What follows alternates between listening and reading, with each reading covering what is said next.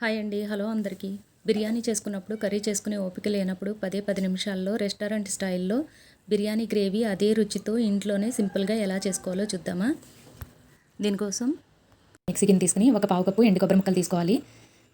పావు కప్పు ఎండు కొబ్బరి ముక్కలు మిక్సీ గిన్నెలో వేసుకుని, అలాగే ఒక 4 లవంగాలు, 2 ఇలాచీలు, 1 ఇంచు దాల్చిన చెక్క, 2 టీ స్పూన్లు గసగసాలు, 1 స్పూనున్నర నువ్వులు వేసుకుని దీన్ని ఒకసారి మిక్సీ పట్టుకోవాలి మెత్తగా.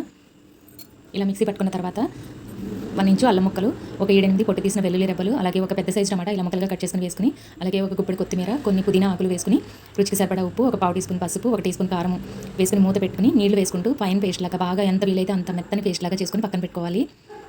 చూడండి ఇలా మెత్తగా ఉండాలన్నమాట.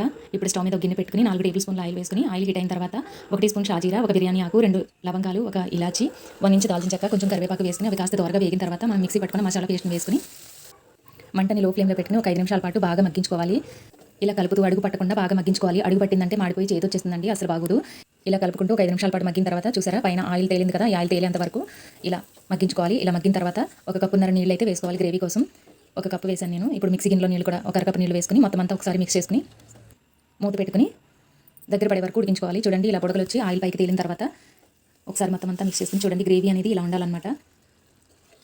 రెస్టారెంట్ స్టైల్లో మనకి గ్రేవీ అనేది రెడీ అయిపోయిందండి. ఇప్పుడు లాస్ట్లో కొంచెం కసూరి మెతి వేసుకుని మొత్తం అంతా ఒకసారి మిక్స్ చేసుకుని స్టవ్ ఆఫ్ చేసుకుని సర్వ్ చేసుకోవడమేనండి. అంతే, గ్రేవీ కూడా బిర్యానీ గ్రేవీ కూడా రెడీ అయిపోయిందండి. చాలా రుచిగా ఉంటుంది, చాలా సింపుల్గా కూడా అయిపోతుందండి. అన్ని రెడీ చేసి పెట్టుకుంటే చాలా ఈజీగా చేసేసుకోవచ్చు. కాబోలి శనగలు వేసి బిర్యానీ కూడా చేశానండి. ఫుల్ వీడియో కావాలంటే మన ఛానల్ నేమ్ కింద రిలేటెడ్ వీడియోలో ఉంటుందండి. ఇంట్రెస్ట్ ఉన్న వాళ్ళు చెక్అవుట్ చేయండి. వెజ్ బిర్యానీ అయినా, నాన్ వెజ్ బిర్యానీ అయినా, ఏ బిర్యానీకైనా, పులావ్కైనా, దేనికైనా చాలా రుచిగా ఉంటుందండి ఈ గ్రేవీ. మేమైతే ఇలా రైతాతోని ఈ గ్రేవీతోని సర్వ్ చేసామండి. నచ్చితే మీరు ఒకసారి ట్రై చేసి చూడండి. వీడియో నచ్చితే లైక్ చేయండి, షేర్ చేయండి, కామెంట్ చేయండి. అలాగే మన ఛానల్ని సబ్స్క్రైబ్ చేసుకోండి. Thank you for watching.